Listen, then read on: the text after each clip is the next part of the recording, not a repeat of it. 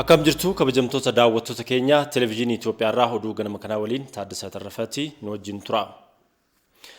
Ministeerri Muummee Abiy Ahmed pirezidaantii Ameerikaa haaraa ta'uudhaan kan filataman Joo Baayidanii fi pirezidaantii ittaanuu isaanii Kamala Harrisiin baga gammaddan jedhan. Ministeerri Muummee Abiy Ahmed ergaa gara fuula Tiwiitara isaaniitiin dabarsaniin Itoophiyaan walitti dhufeenyaan isaan waliitiin kan hojjettu ta'us beeksisaniiru. Manni marii federeeshinii mootummaan federaalaa naannoo Tigraay gidduu akka galuu fi bulchiinsi mootummaa yeroo akka hundaa'u sagalee guutuun murteesseera. Manni marichaa akkaataa heera mootummaa keewwata 62 mootummaa naannoo kamiyyuu gocha sirna heera mootummaa balaarra buusu wayita raawwatu mootummaan federaalaa gidduu akka galuuf bu'uura taa'ameetiin murtee kana dabarseera. Seeraan ala kan hundaa'e manni marii fi hojii raawwachiiftuun naannoo Tigraay akka diigamu bulchiinsi yeroo akka hundaa'uu fi bulchiinsi yeroo kanaafis hojii raawwachiiftuun akka muudamu manni marichaa murteesseera. Ministeerri Muummee Abiy Ahmed baatii sadiinis haala jiru mana maree federeeshiniitiif akka beeksisan murtaa'eera.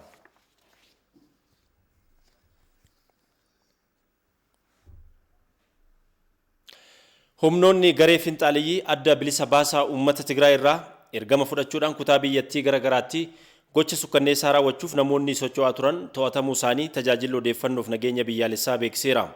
Qaamoleen murna gantuu fi garee finxaaliyyii adda bilisa baasaa uummata Tigraay irraatti ergama badii fudhachuudhaan naannoo Gaambeellaatti sabaaf sablammoota gidduutti walitti bu'iinsa uumuun naannicha dirree jeequmsaa gochuuf socho'aa turan hordoffii taasifameen to'annaa jala oolanii jiru.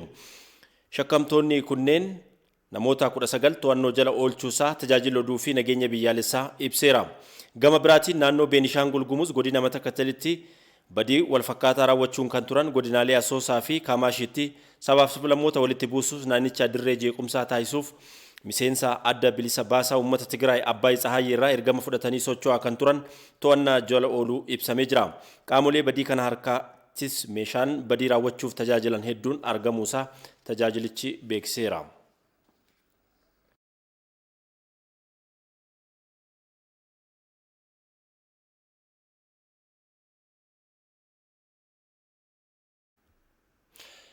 Murni adda bilisa baasaa uummata Tigraay durumaanuu gocha badii gara jabeenyaatiin kan beekamu ta'uusaa Jeenevaa Siwiizerlaanditti kan argamu waldaan dhalattoota Tigraay hojii gaariif jedhamu beeksiseera.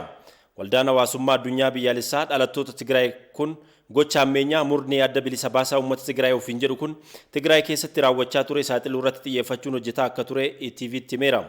Murni adda bilisa baasaa uummata Tigraay jechuun of waamu kun naannuma kana keessatti namoota buqqisaa ukkaamsaa fi ajjeesaa akka ture saaxilee waldaan hawaasummaa dhalattoota Tigraay haleellaa murnichi raayyaa ittisa biyyaa irratti tibbana argames balaaleffateera. Hooggansi murnichaas ammas ofii bakka nagaa dhokatee daa'imman leenjisuudhaan abidda waraanaatti naqaa jiraachuusaa waldaan addunyaalessaa dhalattoota Tigraay kun beeksiseera.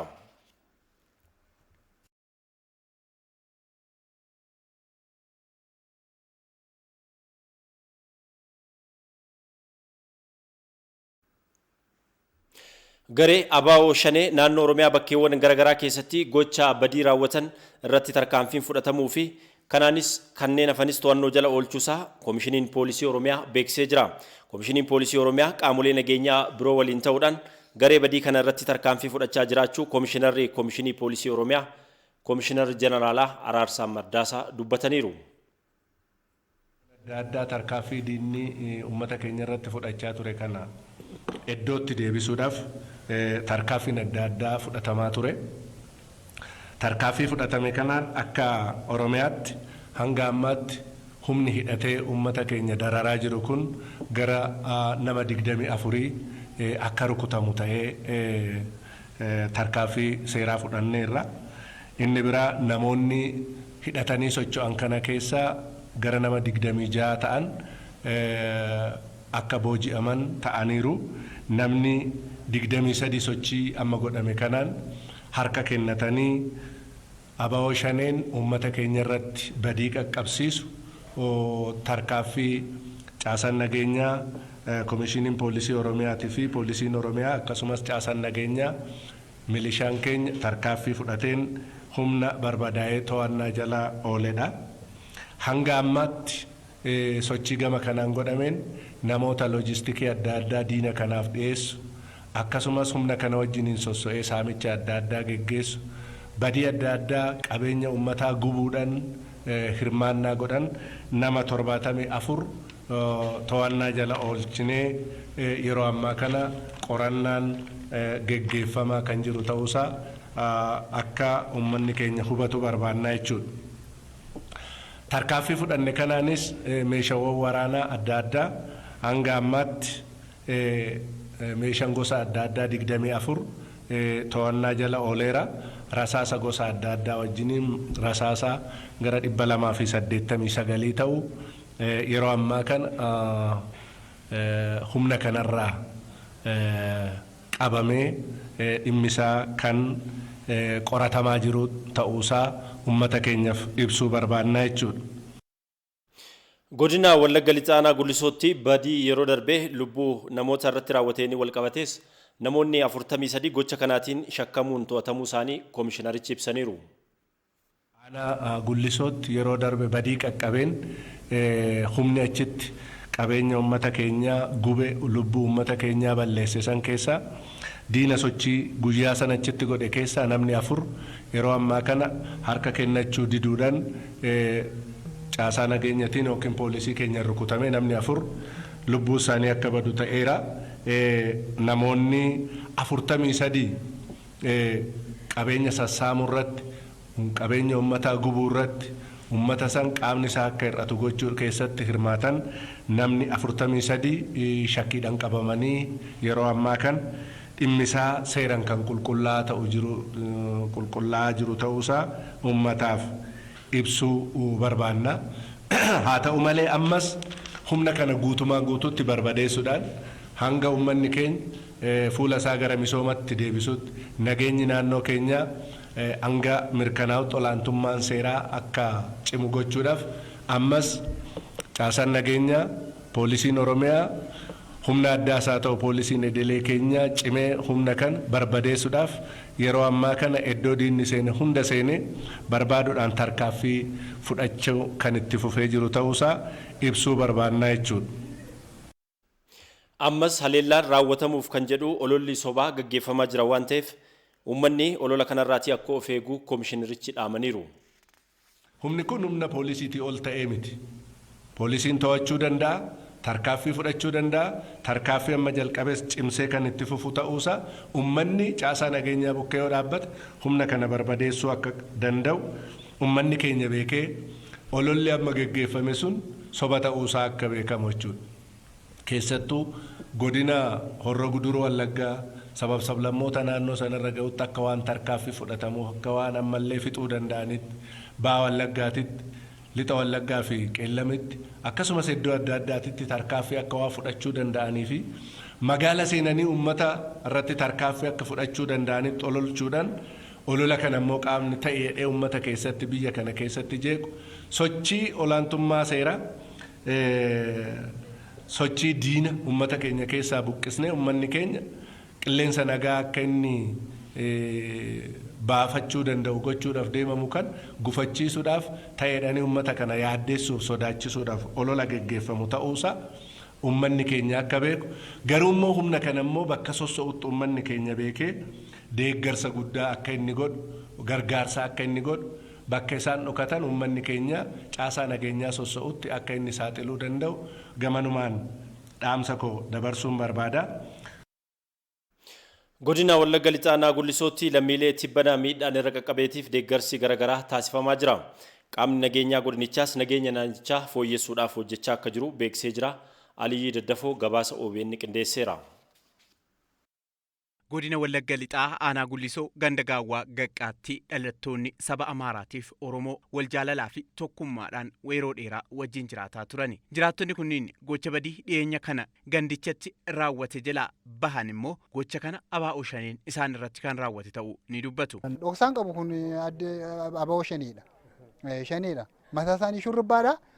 Afaan Oromoon beektanii jennaan afaan Oromoon haasaa irraa nu dhiisu ennee moobaayilii kan qabu wanni wajjin na jalaa fuudha. Na ajjeesu jedhee shaaraan goradde nan ba'e harkaan ba'e xiyyitii baay'een irratti dhukaase. Kun gocha kan maqaa isaanii ABO gocha kana nurra gaggeesse malee uummata Oromoo ammayyuu hin jaallannu. Uummata Oromoo bakka hin bu'aa yaadu maaliif isaan daggala keessa jiru gaa.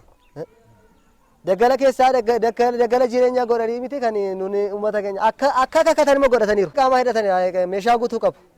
Kan diiwwan rasaasaadhaan boombii kan mana gubani. Oromoo jechuun dandeenyu kan badiin kun nu dalagaan kun kan dalagame Oromoo guutummaa jechuun hin dandeenyu. Maaliif nama 32 iddoo tokkotti du'eera jechuudha. Achi keessaa Oromoo lama jira. Dabalaa fi dirraba kan jedhamanii nama wajjin jiraachaa turre jechuudha. Isaanuma wajjin jiraachaa turre nama wajjin jiraachaa turaniiru jechuudha. Jarri kun kan du'ani nu wajjin du'aniiru jechuudha.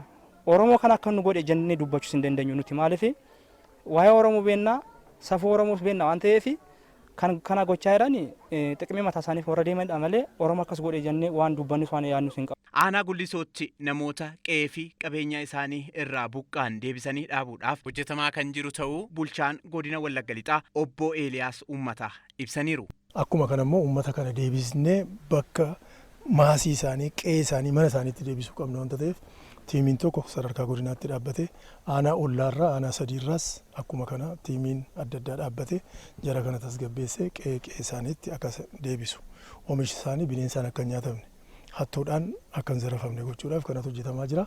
Nageenya naannoo isaanii haala itti fufiinsa qabuun eegsisuudhaa fi uummataa fi qaamoleen nageenyaa wal ta'anii kan hojjetan ta'uu himanii jiru. Gara qe'ee isaaniitti akka deebi'an humni nageenyaas ramadamee fi sodaa tokko malee gara hojii isaanii idileetti akka isaan naanna'aniif sochii gochaa jirra jechuudha. Hawaasni namoota gocha badii raawwachuudhaaf deeman kamuu ofirraa qolachuudhaaf wajjin ta'anii socho'uu akka qabaatanis dhaamamee jira.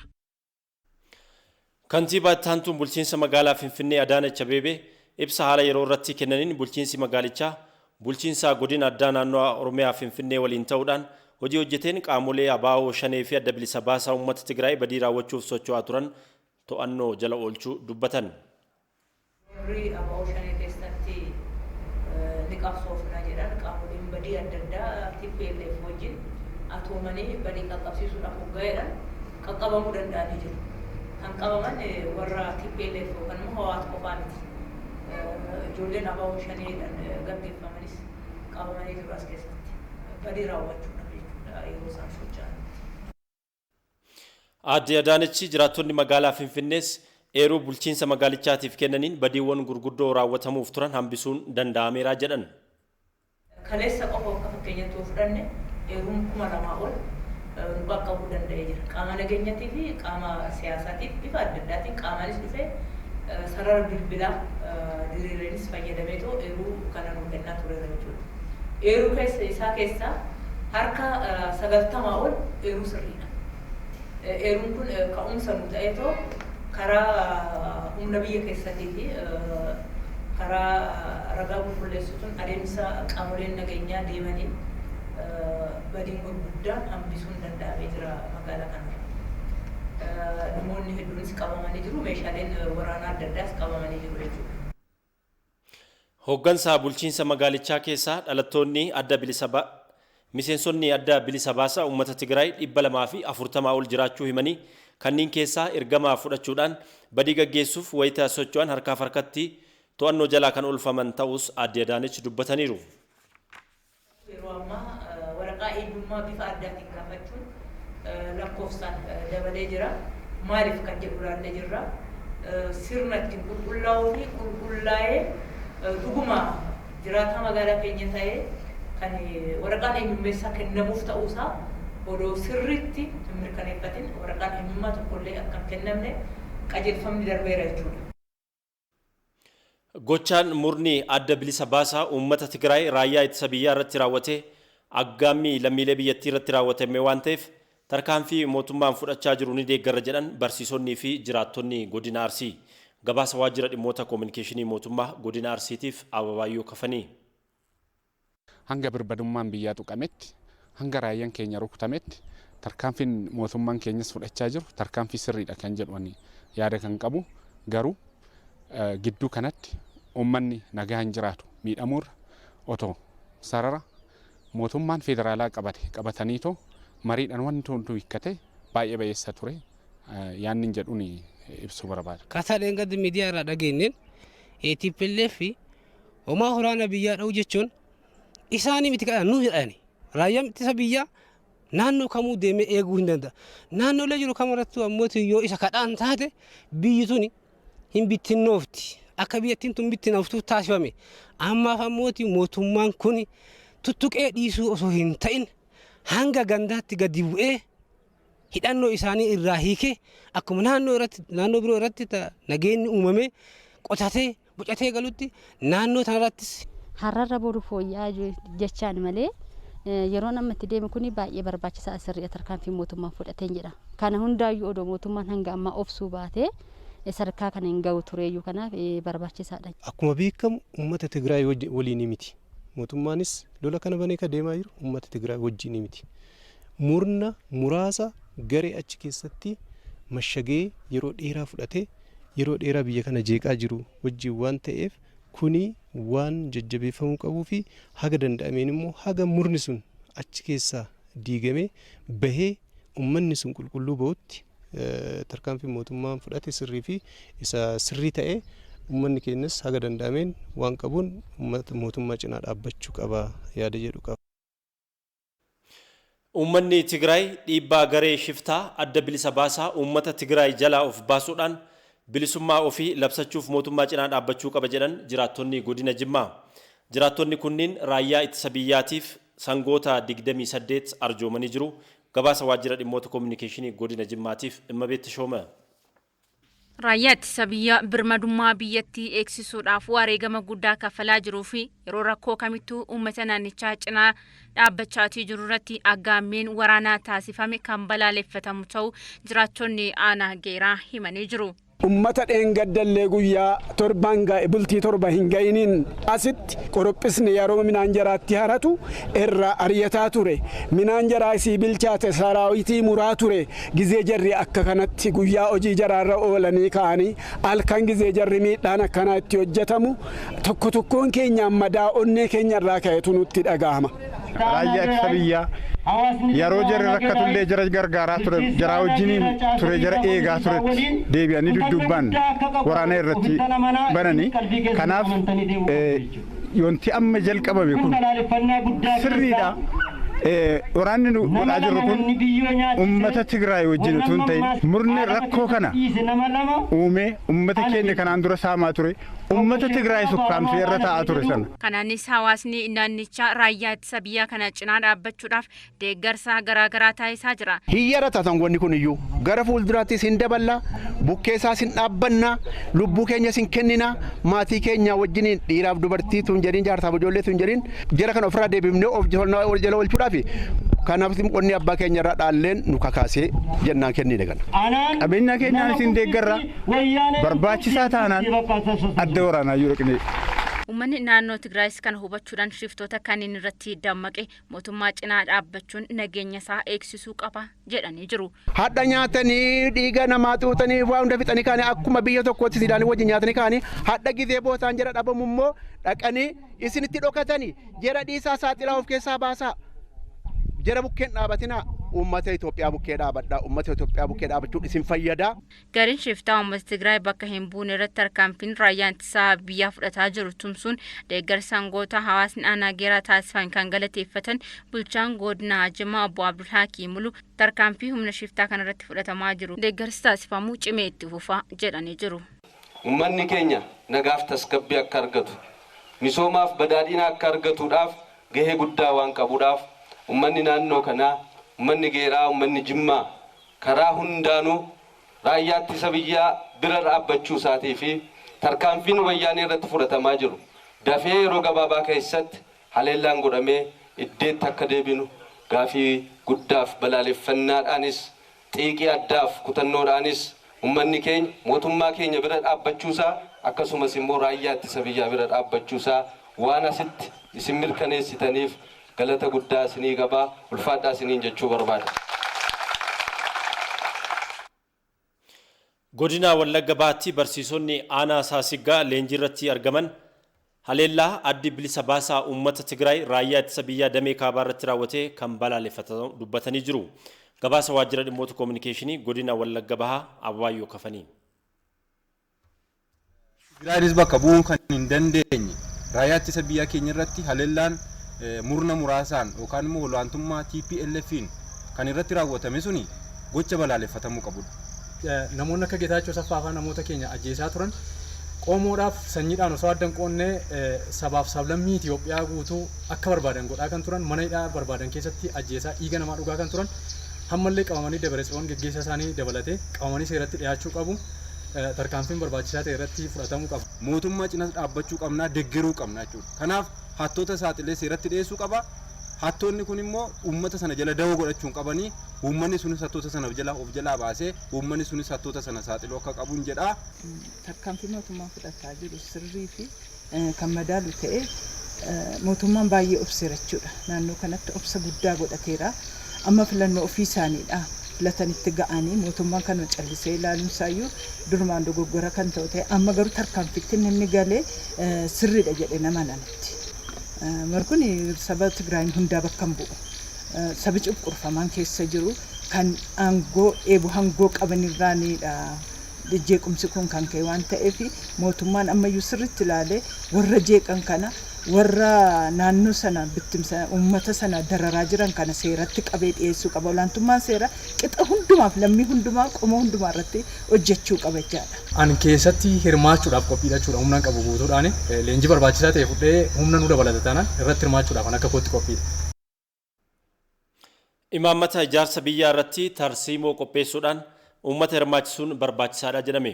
Yuunivarsiitii naannoo Oromiyaa kora ce'umsa hawaasa dinagdee ijaarsa biyyaaf jedhu irratti hayyoota yuunivarsiitii waliin mari'atee jira.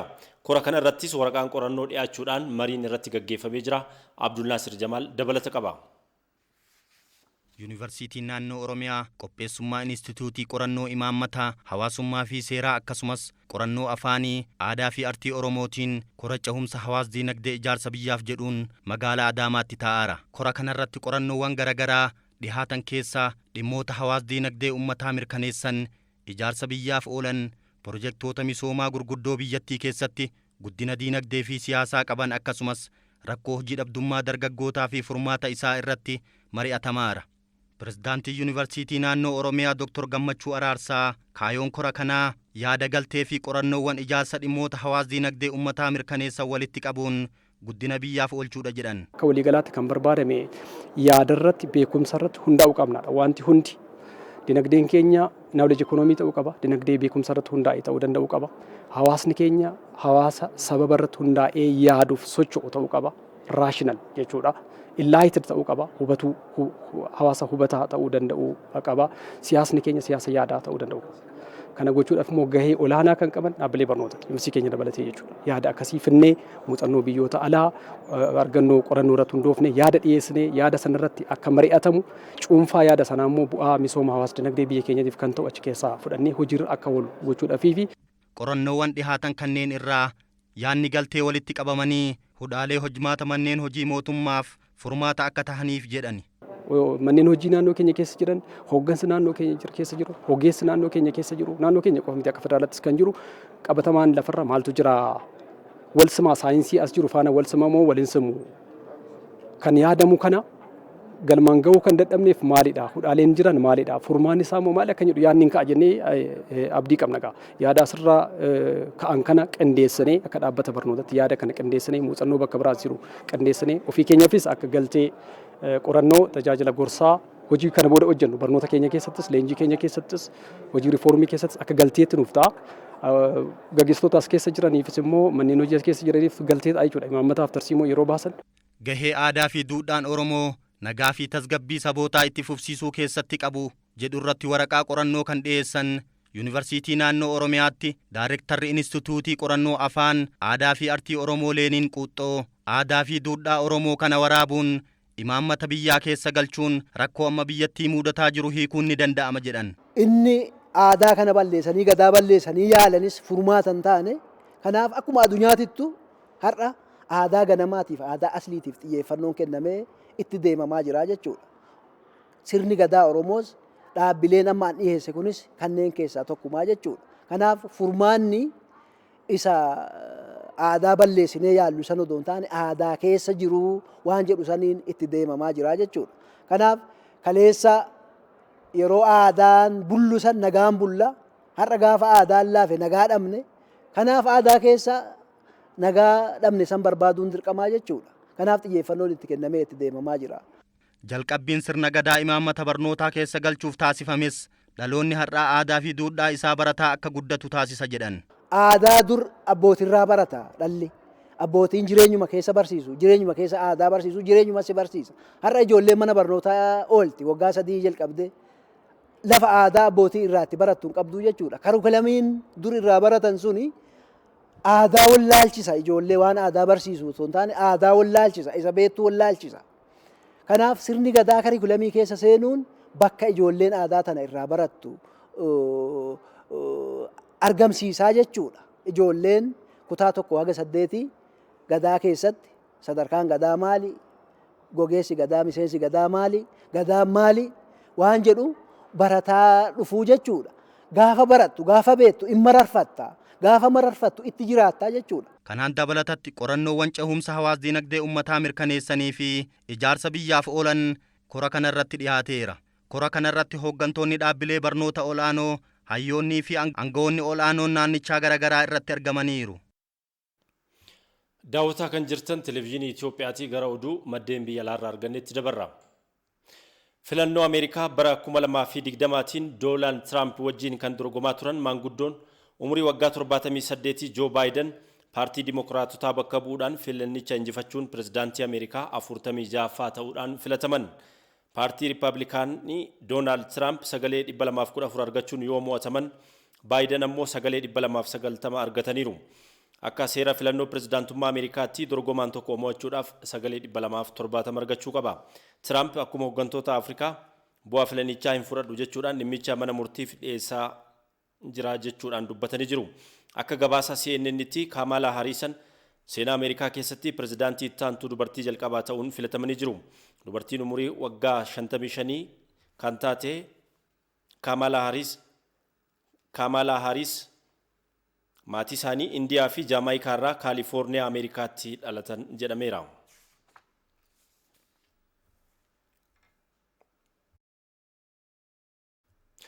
Chaayinaan saatalaayitii haaraa dhaloota jaaffaa jedhamu gara hawaatti furguggisuu ishee beeksifte. Saatalaayitiin teeknooloojii odeeffannoo dhaloota jaaffaa Chaayinaa gara hawaatti ergite akaakuu isaatiin isa jalqabaati jedhameera. Saatalaayitiin shaakalaatiif gara hawaatti ergame kun teeknooloojii odeeffannoo ittisa ibidda bosonaa fi balaa oomisha qonnaa irra gahuu malu to'achuu dandeessisaa jedhamee jira. Chaayinaan kan ammaa kana dabalatee saatalaayitoota 12 gara hawaatti kan furguggiste yoo ta'u dhaloonni jaaffaan kun dhaloota 5ffaarraa harka 100 saffisa qabaa jedhamee jira. BBCtu gabaase.